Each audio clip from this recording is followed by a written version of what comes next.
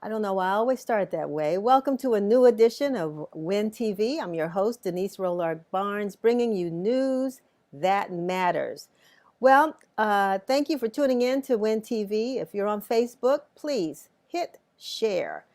And if you're on YouTube, be sure to subscribe to our YouTube channel. Today, we're going to speak to Dr. Shantella Sherman, Executive Director of Washington Informer Charities, about our 28 Days, 28 Ways campaign celebrating literacy during Black History Month and all year long. Derrick Young, the other half of the founders of Mahogany Books, will be with us today to share some good news about the company and a celebrity visitor who recently came by to see them. The bookworm herself, Terri Schlichenmeyer, is here and will be sharing some of her favorites on her bookshelf for Black History Month. And Kim Dreux-Kelly, co-executive director of Think Local First, along with board president Thomas Martin, will be here to discuss the resources and support they're offering for local business owners. And last but not least, Bridge TV will bring another edition of the Sounds of So DMV. And News from Bridge TV will be sharing their new segment, What's Going On? So I hope you picked up your copy of the Washington Informer. I normally like to do my BAM thing there, but I don't have it, and Chevy's running now to pick one up for me. But a new copy of the Informer is available on the streets today. And speaking of delivery, it was just delivered to you. So this is this week's edition of the Washington Informer. We'll hope you pick one up at your nearest newsstand. If you're in the DMV and you're trying to figure out where to get a hard copy, a printed copy, because some of us just like reading these printed copies and getting that little ink on our fingers, visit us at washingtoninformer.com. And that's where you can also read our digital edition online. And while you're there, we please ask you, short of begging, but I ain't too proud to beg, to ask you to become a subscriber of Washington Informer. You'll see a form there, and we certainly would love for you to become a subscriber. And as a matter of fact, if you do, we've got some news for you later on in the show that might inspire you to become a Washington Informer subscriber. And of course, we love to grow our family. Ain't too many kids that we don't want to feed with positive news and information from the Washington Informer, so we would ask you to become a member of the Washington Informer family. Well, this week we covered the death of notable singer Mary Wilson, an original member of the famed Supremes. Gosh, so many people talked to her just before she died, and it was such a shock to hear that she is no longer with us. We also reported on a decrease in the number of new coronavirus cases in the United States. It's less than 100,000 new cases for the fourth straight day. And Dr. Fauci says he expects vaccines to be open to everyone by April. If you haven't had your vaccine yet, we'd like to hear from you, because we're going to talk a little bit more about that in coming shows. How accessible it is, if you're having problems getting the vaccine, if you've had the vaccine and what your experience has been, and even if you don't want to take the vaccine. We want to know what are your concerns so that we can address them in the Washington Informer and here on Win TV. We want you to check out the website for up-to-date information on the impeachment trial of former President Donald Trump. A lot of excitement going on over there on Capitol Hill, and I know the defense, Donald Trump's defense, will be presenting their case today, so we'll see how that turns out. And we heard last night, sadly, about the death of jazz keyboard legend Chick Corea. May he rest in peace, and thank God for all the great music he provided us for generations. Did you know that wearing a mask, keeping 6 feet of distance, washing your hands, all could help stop the spread of COVID-19? Well, if you don't know, now you know. And double masks, according to the CDC right now, work better. So double up and stay safe. Now we're going to have a report from our Washington Informer reporter, Curtis Knowles. This is Curtis Knowles with Win TV News. The United States Senate is currently continuing with the proceedings of the second impeachment of President Trump. The House of Representatives has already impeached Trump for his involvement with the riots last month. Trump is making history again as the first president to be impeached twice. The United States now has over 27 million coronavirus cases. Surging cases have been a challenge to the efforts to get the country vaccinated. Approximately 88,000 new cases were reported this Sunday. The United States still leads the world in both COVID-19 cases and deaths. Vaccinations are slowly but surely being given, as 42 million of the country's 59 million vaccinations available have been administered. A resurgence of violence in D.C. has initiated a call for a state of emergency. The request was made 2 weeks ago by Councilmember Trayvon White and is drawing support from both city officials and residents. Numbers show that there has been a 14% increase in homicides as compared to January of last year. White is making efforts to push for more resources being added to the city's violence intervention efforts.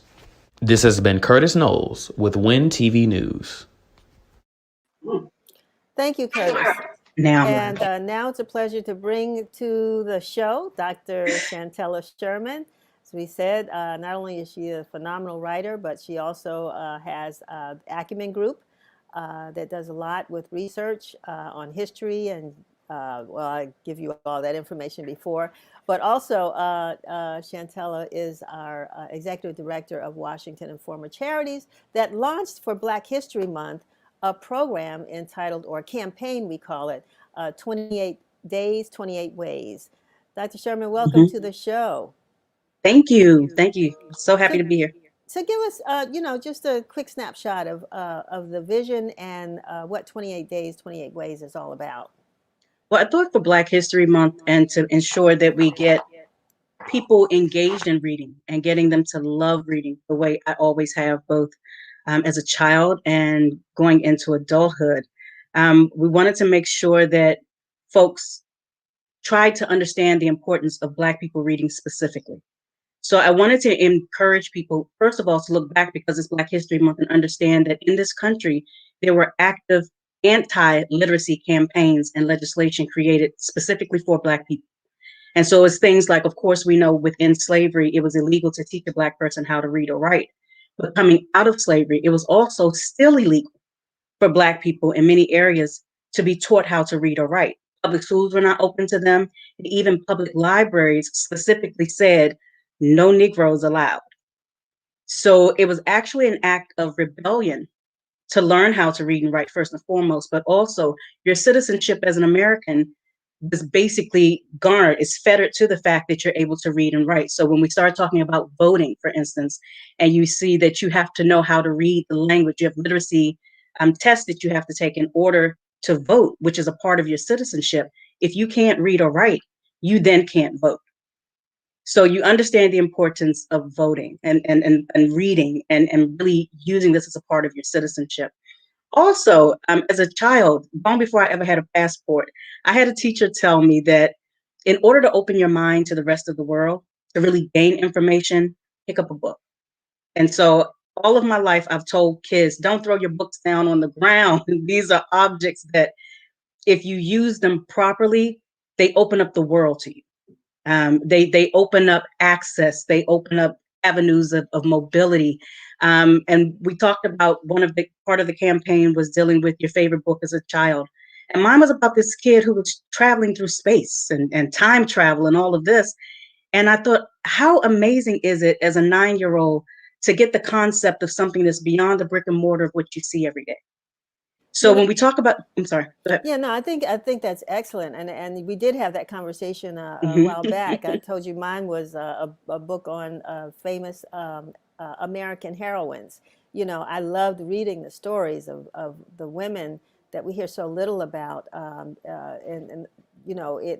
there was a whole series of them in our library at school. It's unfortunate that school libraries today are suffering because they don't have the books that. Well, we're not even in school right now, but they don't have the books in their libraries that they would like to have for students. But I know Washington Informer Charities' focus is on creating or promoting 21st century literacy.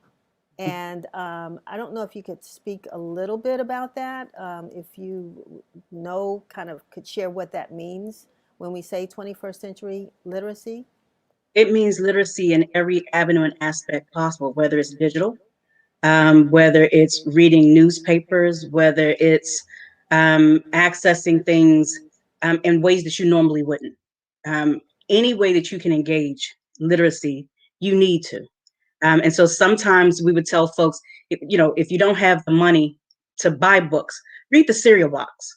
If you don't have if you don't have access to a newspaper that you can actually purchase, pick up the Washington Informer newspaper, which is free to you. Okay, pick up anything that you possibly can to learn how to read. Pass your reading materials on to others. So when you're finished with your magazines or your newspapers, give them to someone else. And I champion libraries, but I also tell folks, specifically now when you can't get to the movies, build your library. Okay. If you need books, call me. I have books always. And some people are buying books, they're giving books away. Always purchase books, invest in them, because again, it's a passport to everything else in the world, quite frankly. It's interesting because, as you know, the charities put a little library in front of our office here on Martin Luther King Avenue.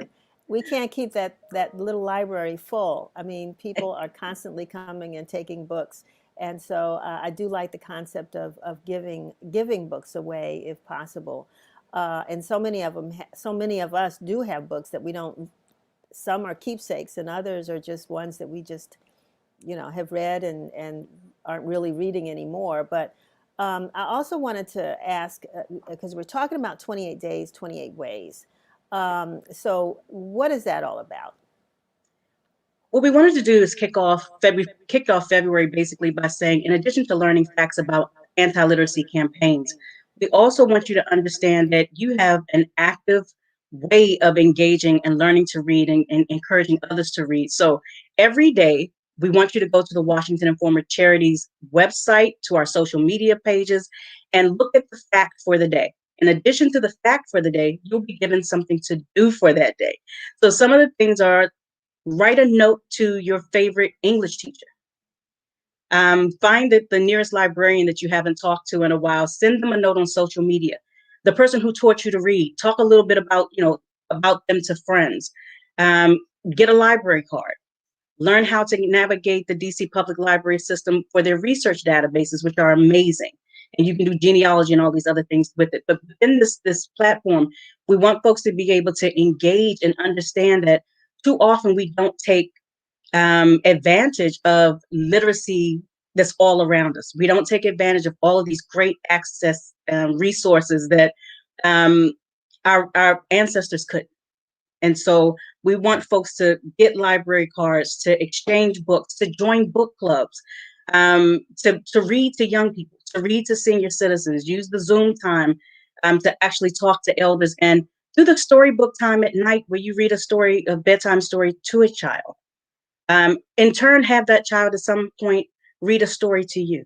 Anything where we can engage a little bit, and encourage folks to take advantage of literacy, because again, we had relatives, ancestors who literally lost their lives trying to access the ability to use their own minds and read. I have to laugh about that because I think back when my sons were small, and it was tradition. You read a story every night, but sometimes Right. mama came home a little tired. And so that was my excuse. Read a story to me, put me to sleep. And so often they did. But, and also starting journals. I've been seeing on social media how people are investing in these really great journals that they love. And this is a good time to tell your own story, to begin documenting your own story. So I know that there's an incentive that you are offering for people who subscribe. Give us the details. If you subscribe to the Washington Informer Charities on social media right now, what we'll do is we're going to send out a book a week. Every person, we're going to randomly choose folks each week. And a lot of this was brought about because I do things like I get excited that a book is coming out, and I'll purchase it and I'll forget that I purchased it, and I'll end up with 3 or 4 copies of the same book. So we have Tina Turner's, you can't really see that. Tina Turner's new book is here. Cicely Tyson's new book is here. Barack Obama's new book, which is extremely heavy but powerful, good read. I have at least 2 or 3 copies of these books on the shelves. And so if you go ahead and do a subscription to the Washington Informer Charities, their social media pages, any of them, whether it's the Twitter page, the Facebook page, the Instagram pages, we'll randomly pick folks, and each week we will send you out a book. We'll make sure that we have your information, and we'll post one of these books to you. You may be able to tell me which book that you want. There are enough of them here. However, we may randomly select a book and send it off to you. Boy, this is exciting. It's great. I know that the Washington Informer staff doesn't qualify to win, Sorry. but that's great. I mean, at least we can get other folks who, and those are special. Those are books that we want to have on our bookshelves. Absolutely. You know, not only just to have them on the shelves, but to read them. But each one that you're offering, I think, is a real prize book, very current, and Yes. a great read. Let me ask you, and I'm going to ask a couple of people this on the show, and then this is my last question for us. But for Black History Month, is there either one book that you can tell me that, you know, really is a standout for you that you may have read or come across this month, other than the three that you've shown? Or is there a little known Black history fact that you've learned this month that, you know, and here we are at this point in our lives and we're still learning new things. Is there anything you've learned this month that you haven't been aware of? There are very few things as a historian, which I don't just naturally kind of engage with. But one of the things that I'm examining right now, there's a book called Jamaica Ladies. And it's strictly a historical text, but it deals with African and Jamaican women who were actually slaveholders. And so it's so outside of the norm of what we hear as far as the narratives of historical enslavement, that it just kind of blew my mind to think about that. And then, of course, as always, my own book, In Search of Purity, immediately and instantly comes to mind because I have to always go back to engage that, just because I deal with scientific racism a lot of time. Full. Dr. Sherman, thank you so very much for being with us today. We hope that people will go on and like us, follow us, whatever you can do with us on social media, get those names in because we have great books we want to give away.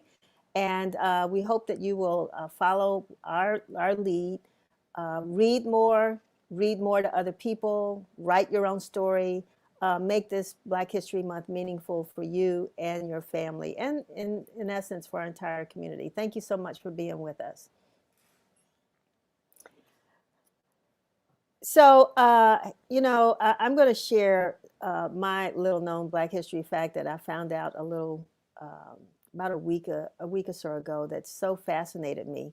And maybe I'll even find a guest who can come on and talk about it in the last segment of Win TV for the month of February. I think I'll do that. Let's do that, Chevy. I'll tell you who it is.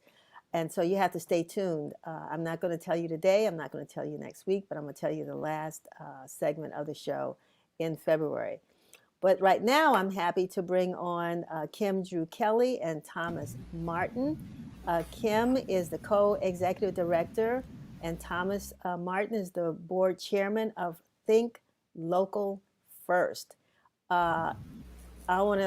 Makes me want to say, you know, that's a DC thing. I don't know if you all remember that T-shirt that folks were wearing a few years ago that a local person created called "It's a DC thing," if you don't understand it. So now we have Think Local First. I'll start with you, Kim. Tell us a little bit about what Think Local First is. Think Local First is an IBA, which there are 30 other IBAs within the USA. An IBA is an independent business association, and we are here to serve independent, small, and micro small businesses within Washington, D.C., with a movement of being a localist, buying local, doing things local, all things local. Wonderful. And Thomas, you're board chair, which I'm going to assume maybe a volunteer position. If it's not, that's okay. But it's just, how did you get involved And how did you decide you wanted to participate in this program? Sure. I had the privilege of sort of working with the organization starting many years ago. And I was actually, I joined the board a couple years later, and I've had the pleasure of serving on the board the last couple years. And my peers were generous enough to elevate me to that position as president. I'm really hoping that this year, 2021, with Kim's great leadership and Karen Baker, who's the other will do a fantastic job. I think it's a very tough business environment, but I think there are going to be a lot of opportunities for small businesses if we can get to that sort of rebirth of our economy, and we can help small businesses survive these particular difficult times right now. And that's where I'm trying to go, because it seems to me, and I have two millennial sons, right? And over the past year, I have met so many of their friends who have started all kinds of little, I say little, not in a positive way, but started so many businesses. I mean, everything from a microbrewery, can't get the word out, to photography, videography, sound production, all of that, clothing, T-shirt stores. How would Think Local First serve them, Kim?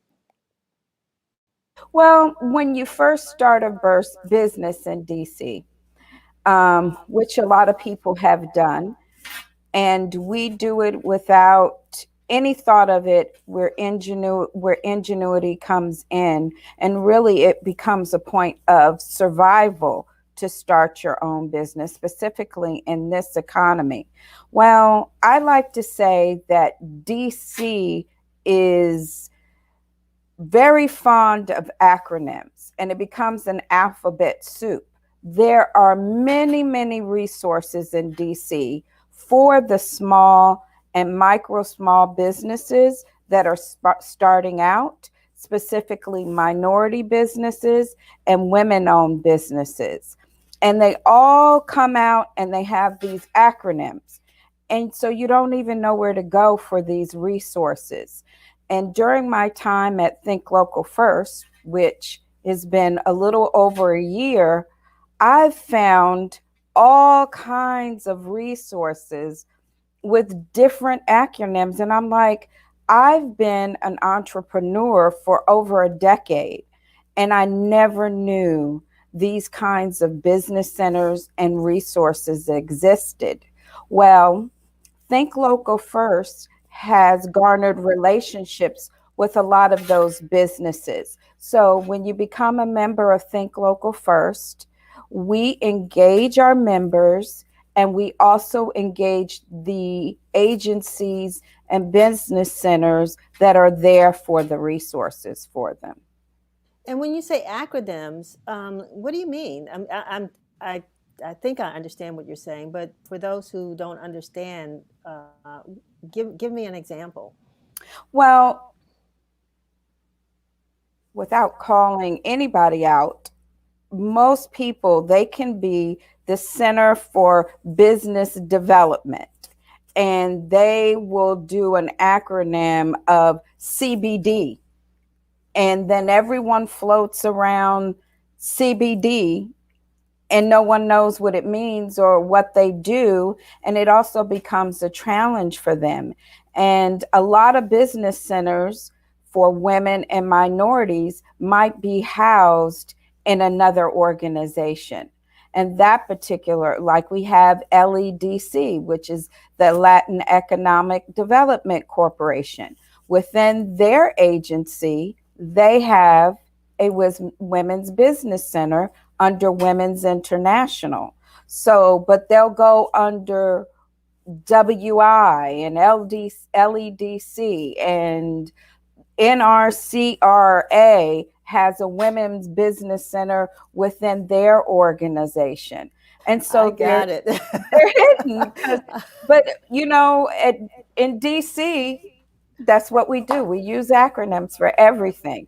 So how do you help, Thomas? How does Think Local First help businesses maneuver that? And in essence, I mean, what are these resources that you help these small and micro loan businesses with? Sure, and Kim is being modest. She has helped many businesses navigate the PPP program and to help find financing, and that goes right to survival and bottom line issues.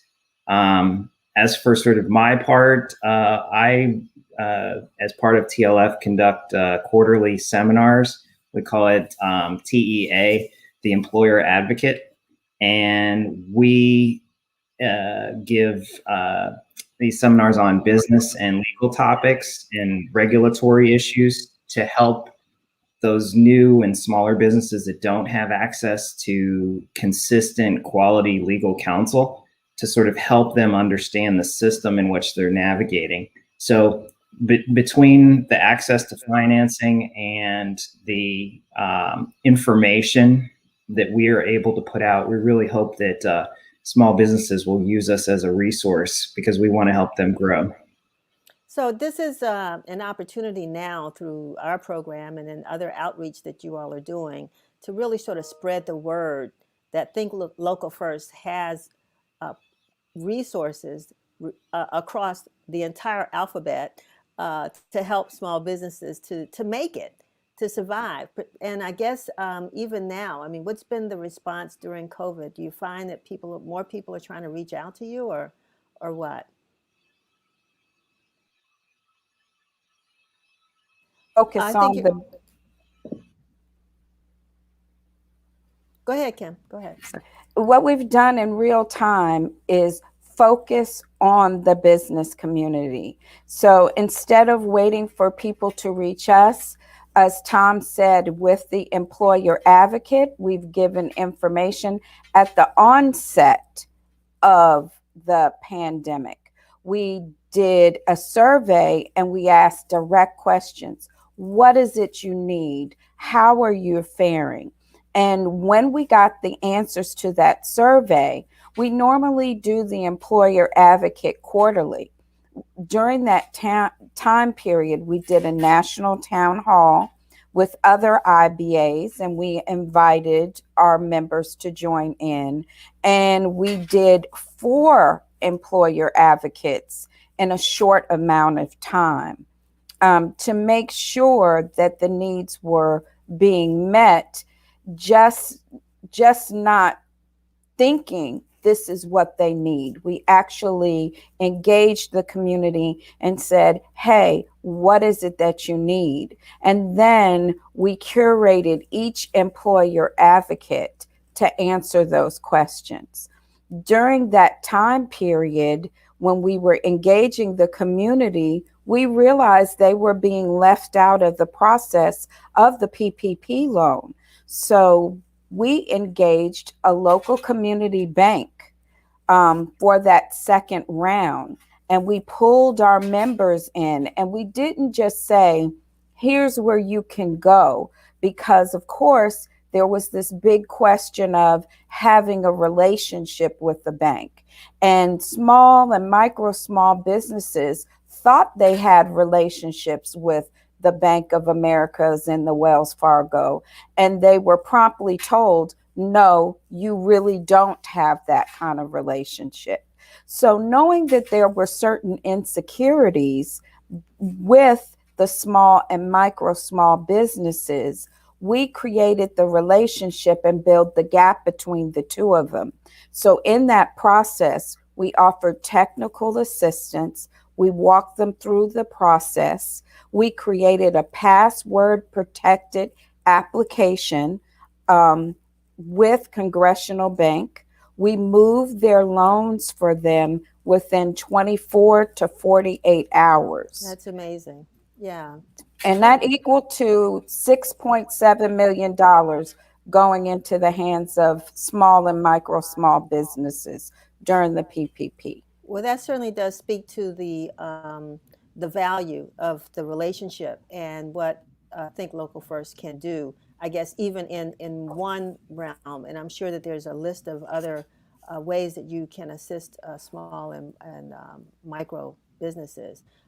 We are going to put up information about how folks can reach out to you, or if you could just tell us how small business owners can contact you to get more resources or information. Yes, programs at thinklocalfirstdc.com. Wonderful. That's going to pop up on the screen. And let me ask, is there any specific requirement that a business has to have before they can even talk to you? Do they have to already be established as a business, or could it just be a thought about a business that they want to establish? How far down the road must they be before you all can help them? They can be a thought, Okay. and they probably already are a business. And so we can also bridge that where they think they're just a thought, but they've really already been in business for themselves. Wonderful, wonderful. Well, I want to thank both of you all for joining us today, and we certainly want to get more people through the door. We'd love to hear more about the success stories, and we want to hear more about some of these small micro businesses that we have brewing all over the city. We want to see them succeed, right? Wonderful. Thank you all so much for being with us today, and we'll talk to you soon. Thank you for having us. All righty. Thank you. Okie doke. So if you are a small business, don't forget, think local first. That's pretty easy. And the way to contact them, again, Sherry, was, we're going to put that up on the screen one more time, programs at thinklocalfirstdc.com. Reach out to them, and hey, you got an idea. What Kim said, I think, makes a lot of sense. You probably already have a business. You've probably already been doing your business, but now you're trying to figure out how to solidify or make it a commercially viable business. And that's where they are here to help. We're going to jump back to Black History Month. And after this short Black History video, we're going to talk to Terri Schlichenmeyer, who does book reviews for the Washington Informer, and talk about what some of the literature is out there that makes this month so special. We'll be right back.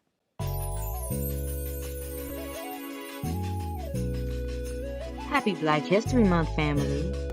And today we have another segment of Black Facts, highlighting great pioneers and Black history for the week of February 12th to the 18th.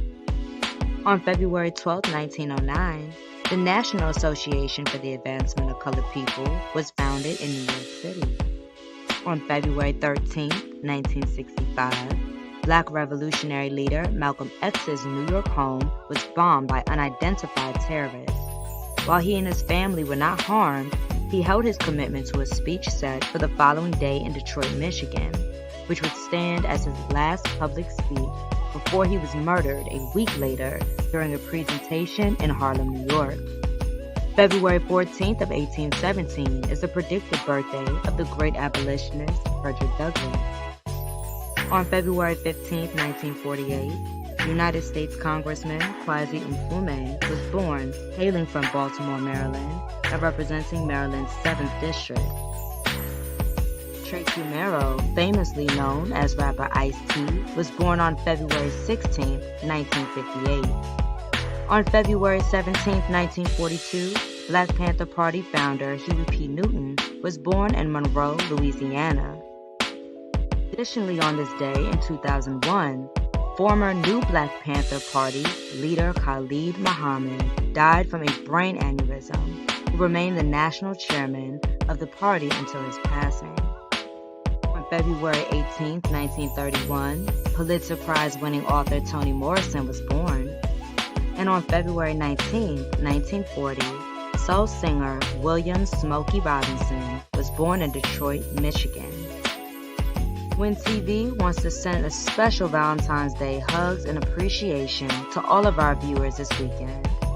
Happy Valentine's Day to you and yours. From the Washington Informer, this is Lindiwe Vilakazi.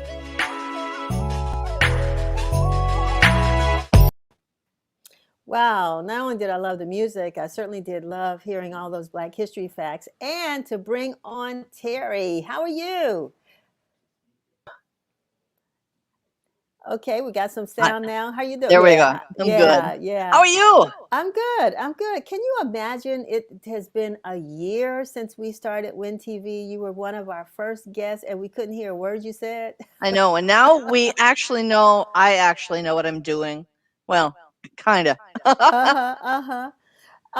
So glad to have you, and I know that you are your book reviews that you do every week, not only for us but for publications all over the country, and we certainly do appreciate it. So tell us, what are you reading now? I am finishing up Three Mothers by Anna Malika Tubbs, which you will be able to find in the Washington Informer next week. I'm finishing up a book called Better Luck Next Time. I am already done with a business book, and I have finished also a children's book this week. So that's what I'm reading, and I'm going to be starting another children's book probably this evening. Terri, you read on average of how many books a year? Somewhere between 240 and 275. Amazing, amazing. And how do you do it? It takes me months to get through like a chapter. I Only to, have put I it have a down book and I have a book in every room, and no matter where I am in that room, I can pick up and read for a little while. They're all different, so it doesn't confuse me. The other thing, and the reason I stumbled earlier, is because usually once I finish a book, it flies out of my head and I can't remember what I've read. you've been writing the column for us now for, God, has it been 17 years? I can't believe It's it's been been that somewhere long. around 15, 17 years. Yeah. Yeah, yeah, and You it's put up with just me that long. well, you're consistent, and that's what I like. You've been consistent. Um, and so, I mean, we get a lot of books. I think you're really good at making sure you do reviews about books that are not only very popular, but some little known books as well. But there are Mhm. writers out there, that we come across sometimes, novelists who've written books. What does it take to get a book in front of a reviewer? It depends on the reviewer. For me, um, it's a matter of who has published your book, geography, and scheduling. There are some publications that are out there, services, if you will, that will review self-published authors, and that's what they focus on. That's not what I focus on. Kirkus is one, and Book Life is another. And if you are a self-published author and you're eager to get your book reviewed, you need to go to the people who know what they're doing with it. That's not me. But Kirkus, Kirkus, and Book Life, those are the places to go. There are certain things that you want to do. Almost everyone has in place a format that if you want your book to be reviewed, they will tell you, this is what you do, and there are steps that you take, and you don't want to skip any, and you don't want to go outside the rules. So if you do contact one of a place to get your book reviewed, you need to find out how to do it, and that's usually on a website. You have put your books together, your book reviews together, usually based on topics. So now we're Mhm. doing Black History Month. Next week we may be addressing Women's History Month, and that's only but so many books you can read on those topics. I mean, how do books come to your attention and the selection of ones you decide to review? I get a lot of pitches from publicists who try to catch my interest. I know where I have to be in a month, and I know what goals I need to hit at pretty much every day. Um, and if I get off track, then I don't get a weekend. That's the basic fact. Then I work, 7, 12 books, 7, 12 weeks a day straight. I don't want to do that. So I know where I have to be each step, and I know what targets I have to hit. the publicists work with me to bring these books to my attention. And from there, I can say, yes, I can use that. No, I can't. I've already got enough of this. I usually work anywhere from 2 to 8 weeks in advance. I'm already scheduled out pretty much for the first week of April.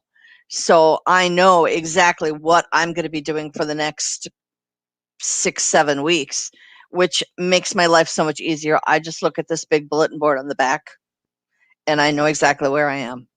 You know, the other thing that I appreciated very early in our relationship is the fact that you understood that, you know, we were a Black newspaper, that we wanted to feature Black authors and stories about Black people. But I'm wondering if over that period of time, you've either seen an increase or I mean, what has happened maybe that opened your eyes about Black literature? And it's you know, people being able to review it, or you know, whether publishing companies were pushing it. You know, what has been your observation? There has been in the last year or 3 a big push, I guess I would, for want of a better word right now, to get more diversity in publishing, not only behind the scenes in the offices, but also in books that are printed. I don't think there's ever been a lack of Black literature. I don't think there's ever been a lack of Black history, but I see it more. I see more of it. So there are more debut authors. There are more people who are saying, hey, I have this story and I can do this story, and here's my story. And there we go back to, you know, to where you're going to get it published and how you're going to get your story to people like you and I, how people are going to get it out to those who might want to read it. Wonderful. You know, we're going to be talking to one of our favorite bookstores right after this, Mahogany Books in DC. And so I want to thank you so much for continuing to do those reviews, and we have a place to send people to pick them up. And there's one thing I want to recommend to you.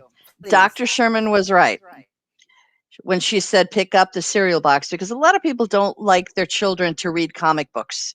But you know what? Comic books are reading. And reading is reading is reading. It doesn't matter what it is as long as it is. The other thing that I want to say is that if you don't know where to begin, think about what you like and then head to Mahogany Books, because they have people there who have superpowers, who actually know what books are available and can get out of your head what you like and what you would like to read. It's an amazing power, and I'm serious when I say superpowers. That's all you need to know. If you don't know what to begin with in a book, go ask. That's my best advice. Thank you, thank you. That's a great segue to our next guest, and a great promotion. Thank you so much, Terri, for sharing that information with us. And remember, you can read her book reviews, like I said, every week in the Washington Informer. Great books for book club readers and all that. If you're looking for some ideas, pick up the paper and then go to, here we go next, to Mahogany Books, where you can get an order and do all kinds of things. Derrick, there you are, superpower. Hey, yeah, I know that was Ramunda. fantastic. Like, wow, yes, that's the superpower. I love that. Fantastic. Yes. So I'm so glad to have you with us. Last month, you launched a project to provide a paid writing opportunity for local writers in the District of Columbia. I'm sorry I missed out on that, but tell me about it. So we've been trying to do something for a very long time, which is to use our platform to give more Black people the ability to tell their own story. And this is something that has been near and dear to us for a very long time. You know, we're booksellers and we love, you know, getting people access to stories, but we want to make sure that even if you're not a published writer, even if you're not on their their radar, that you do have a chance to tell your story. So we applied for a grant through LISC to help provide 5 local writers, mostly from the Ward 8 area, to pay them throughout the year to write content for blackbooksmatter.com, which is our website, that talks about this last year and all that they went through, the good and the bad, and to tell their story of how they've made it through the pandemic, the social unrest, the election, and just talk about how it's impacted them. That's amazing, and what a wonderful, wonderful project. I can't wait until that year is over, and if we can join you as we talk to those writers and what they produced. Are they, and I don't want to stay too stuck on this for too long, but what range are they? Men, women, younger, millennials? What are we looking at? Everyone. We want a wide diversity of voices, men, women, young, old, experienced, inexperienced writers. We just want people to be able to tell their story, whether it's through fiction, nonfiction, however it is. We want to hear from people so that they have a chance to express to the country what it is that they're feeling, specifically from this area, from Ward 8 Southeast. Have you selected those people already, or? We are working on it. So Okay. partnering with Panama Jackson, one of the founders of verysmartbrothers.com, to help curate and edit all of the content. So we're going through the last bit of essays that was submitted to us to make our final selections so that we can get an introductory piece out this month and introduce all the writers and start getting things out on a regular basis. Hopefully every 2 weeks is the goal, to have pieces posted onto blackbooksmatter.com for people to read and talk about. Well, please make sure we know who those 5 writers are that are lucky enough to get selected, so that we can feature them in Informer. And of course, they will be among the class of writer or individuals like the one who came to visit you recently, who is prolific, whose book is right over your right shoulder, and that is former President Barack Obama. Tell us about his recent pop-in on your book discussion. Wow. So incredible. It was a long time dream of ours, something we've talked about before we had a chance to open up our Anacostia location here, to just dream about having a chance to host President Barack Obama for a author talk or a book discussion. So when the opportunity was put out too, was that he wanted to join our Mahogany Books Very Smart Brothers book club for a discussion with our members. I mean, we were just super excited. We were told, we held it as a secret. We told people that we would have someone from the Obama administration join us. We didn't tell them who it was. So when we had the discussion of A Promised Land, and he popped in, and people's jaws just kind of dropped, was like, is that really him? Just like, yeah. So it was exciting. People were super ecstatic for it. And they asked, it was a really, really good conversation. And it really exposed what people were feeling and what they were thinking of about where we are today in this country. What is, that would have been thrilling to me as well. I mean, just to be on a conversation thinking it's just going to be, us, and then someone who's uninvited, but, you would love to have invited, thinking they were going to tell you no, and then they show up, right? So I know that was quite a thrill. And I want you to tell us a little bit more about the Very Smart Brothers Book Club. So it's the Mahogany Books Very Smart Brothers Book Club. So again, Panama, who is a good friend of the store, a good friend of ours, he's a frequent, he's a big reader. He lives here in Southeast. We partnered with him to have we do a monthly book club where we read a variety of books, new books, old books, best-selling books, classic literature. And we meet here at the Anacostia store the first Friday of every month prior to the pandemic to discuss these books. So we've had numerous conversations. We've read things from Zorian Langston to bell hooks, all about love. And we've had these conversations monthly, and they've been lively, engaging, and the relationship with myself in Panama leading those discussions is it's all about lively debate. So we invite various viewpoints. We don't bash anyone for having those viewpoints, and we just want to share and learn from each other. It's fantastic. And, people in Washington, particularly those who live east of the river in Ward 8, were so thrilled when Mahogany came to the community, and that you've been able to really serve a community, and people are coming from all over now to the bookstores, except now we're getting ready to have a little bit of competition.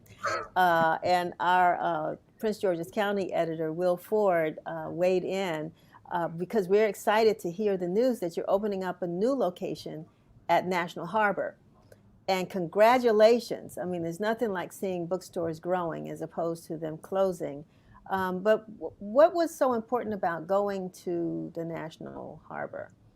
So, I mean, what's fantastic, and let me just say, Anacostia has no competition. Both of these locations are in places that are near and dear to me. I lived here growing up as a young child in Southeast, so this is my home. My grandmother lived here. My family, we would have celebrations here, so this is my home. But I also grew up in Prince George's County as an older kid. So to be able to put a bookstore there as well in a place that is, again, majority Black, without a maybe one or two bookstores inside the Beltway, is super important for us to, again, continue the mission of making books accessible, to bring authors to our community, to allow for conversation, discussion, debate, and to spread ideas. So it's just really important that we continue to make these books accessible, and we have a place where community can gather and just enjoy ourselves, enjoy each other. And so this is Black History Month. Congratulations. Well, let me ask you this. When do you open? So the goal is to open on Juneteenth. Will be our grand opening, 2021, June this summer. Okay, fantastic. So what books are rolling off your bookshelf for Black History Month this month? Well, there are quite a bit. The number one book that we're seeing right now is Ibram Kendi's new book, 400 Souls. That book just released, I want to say last week, and it's been pretty difficult to keep on our shelf. The other book that people are really, really into, and it's unfortunate with the untimely passing of Miss Cicely Tyson, but her brand new book that just released as well, Just As I Am, is a constant mover, and we're just getting boxes in every week to keep up with demand. So those are two books I think that everyone should read. Number one, Miss Tyson is an icon. So you're reading history when you read about her life, all the great things that she's accomplished, and to read a historian like Ibram Kendi, who just really opens up, and makes history very accessible and get into the details of things that we really didn't learn as kids, is another great place to start. Well, I'll be down to pick, and I say down because I'm up the hill, but I'll be down the hill maybe this weekend to pick up my copy, see what you got there.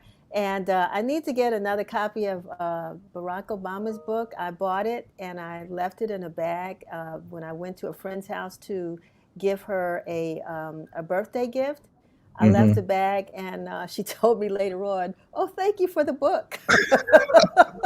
Oh, so that was the gift. All right. So it ended up being, the other gift. So I bought 3 or 4 like Dr. Sherman. I bought several already, so I have to bring another copy, buy another copy. But also, I'll get what you all recommend. I am so happy and excited for Mahogany Books.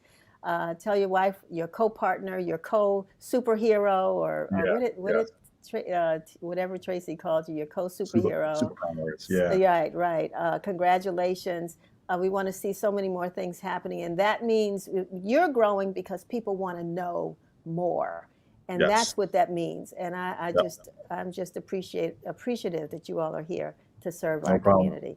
Well, we thank you. That's what we're here for, to serve our community.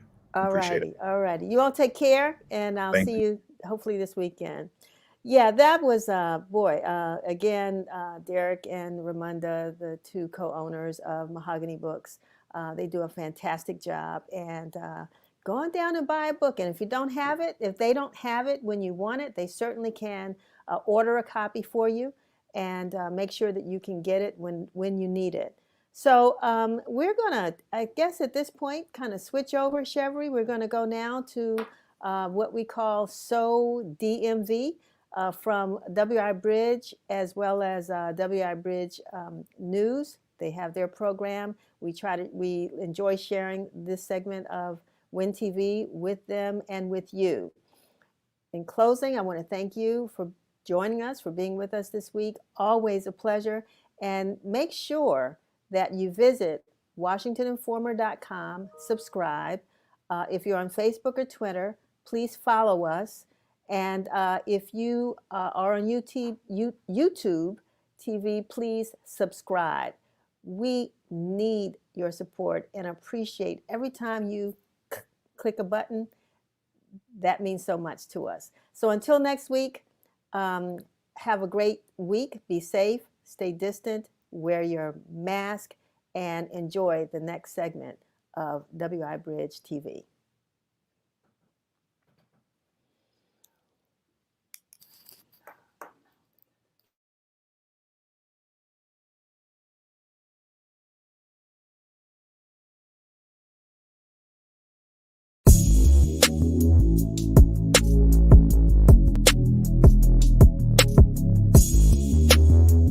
What's going on, y'all? It's your boy, the Media Prince. I want to welcome you back to What's Going On DC. And this week is full of Black people elevating to the next level. I mean, it is Black History Month. Let's get straight into it. First up, Andre Hobson and Kai Fair, aka Dre the Mayor and Mr. Fair, just announced their new creation coming to the area. DWI Motorsports. It's a new automotive bespoke aiding your custom auto needs.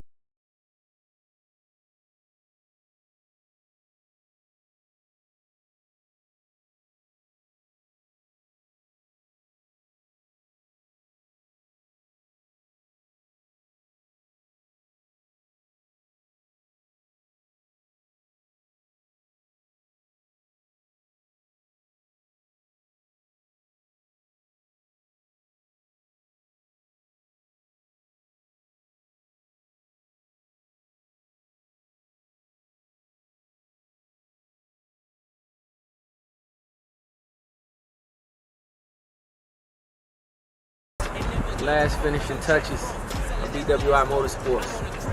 I'll see what it is. Flawless work. Climbing, all my brothers keep a Lord willing, keep grinding. Congratulations, fellas. Next up, another Black man taking things to a higher notch is Yada Yada. He takes Mochella to an even higher level, opening the first ever Mochella pop-up shop, and he released a book. Round of applause for this king. In music, DJ Malcolm Xavier from WKYS and Joy Club DC creates the official playlist for And Pizza for Black History Month. You can find it now on Spotify. And musicians, if you have been unable to get funding, there is a new grant program called DC Cares. Find out more information now by clicking the link in bio. Next up, beloved apparel and lifestyle brand The Museum is featured on the Washington Wizards Black-owned Spotlight. Take a look. This is the museum located in Northeast DC. For the Black-owned DMV Spotlight of the game. Tune in tomorrow as the Wizards take on the Knicks. At 7 p.m. at Capital One Arena. To hear more about our business, tune in to Wizards Virtual Game Day, sponsored by NBC Sports Washington. DC above all. In politics, DC just proposed legislation that will stop third-party delivery apps like DoorDash, Grubhub, Postmates, our favorites, from listing restaurants on their platforms without restaurants' permission. Unfortunately, we're ordering food, but the restaurant has no intention of making it. You ever wanted Waffle House, but there was never one in sight? Well, there's a petition going around to bring one here, and the numbers are increasing. Do you want to see a Waffle House here in DC? Go sign now, link in bio. Also in food, we welcome a new roaming rooster to Tillytown. The best chicken sandwich I ever had. Tillytown, y'all lucky. The Washingtonian releases its 8 new Black-owned restaurants to try list. Creole on 14th, In a Minute Cafe, Kitchen Cray, Melange, Motown Square Pizza, Queen Mothers, Roaming Rooster, and Swahili Village. In health, Kaiser Permanente has teamed up with the Greater Washington region to encourage the region to go red and be healthy for good. It's partnering up with the Go Red for Women campaign with the American Heart Association. While we're on health, let's talk mental health. Tonight, Tracy Jade and her health and wellness company, Equanimity Nation, is hosting a virtual meditation session live on Zoom. I'll be there. Will you? Come join us. Let's meditate. Let's heal. A DC, an at-home coronavirus test is coming very soon. The White House just announced that it is buying 8.5 million rapid tests that can be taken from the comfort of our homes. I can just smell outside opening. Can't you smell it? Last but not least, the Whammys just announced its finalist list. And guess who made the cut? You can find out all of that and more by heading to wibridgedc.com. Again, I'm your boy, the Media Prince, and that's what's going on, DC. Until next week. Like an angel fell from heaven to the ghetto, walking through hell in 6-inch stilettos. I was too close to let go. Even if I'm underrated, stuck with it, cause most people fuck with it, while others hate it. Hotter than the oven, baby. Ain't been feeling suckers lately. Perfect timing started rhyming. Now I'm shining, wanna shade me. And my boss crazy. Hermit straight jacket, ain't a fake rapper. I'm who I just look up to and take after. I should take a break after. Hit the gas. Guess they thought I wouldn't last when I was down to my last. Champagne by the glass. Mr. Child's eating steak. Bet you never catch me bummy. Used to couldn't catch a break, but right now I'm on my way. Just landed somewhere tropic. You ain't got a passport, but when you gossip, I'm the topic. I would tell them stop it, but to tell the truth, I love it. They say crabs in the barrel, obey and rise above it. I'm too seasoned, plus 2 reasons. Spa days at the 4 Seasons. It's too easy. It's rats and just too cheesy. When you see me, it's salute me or shoot me. Cause I can make your best friend post me and your nigga come scoop me. Although I really can see that you're mad, I'm sorry, I'm too busy running a bag. I sacrificed shit that I had to get this chance, you won't understand. I'm about to take me a trip, my whereabouts should know when I land. I went from being caught up in a jam to being the brand, you wouldn't understand. Although I really can see that you're mad, I'm sorry, I'm too busy running a bag. I sacrificed shit that I had to get this chance, you won't understand. I'm about to take me a trip, my whereabouts should know when I land. I went from being caught up in a jam to being the brand, you wouldn't understand.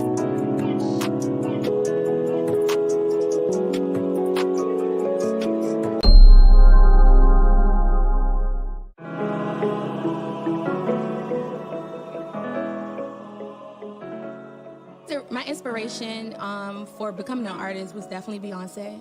I've just literally been watching and studying her for years. I love everything about her, just from her mannerisms, her performance skills, everything. And I just wish like I could be like a rap version of that.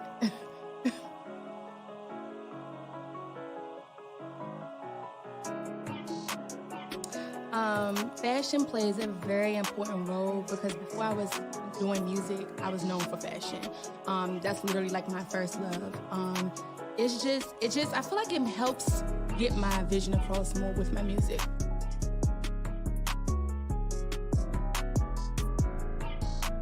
I don't have any upcoming projects, unfortunately, but I do have a project out. It's called Love It or Hate It. It's out on all streaming platforms, so still go get that. MISSKANIYAH is my handle across all social media platforms, Instagram, Twitter, YouTube, as well as music platforms as well, Spotify, iTunes, everything.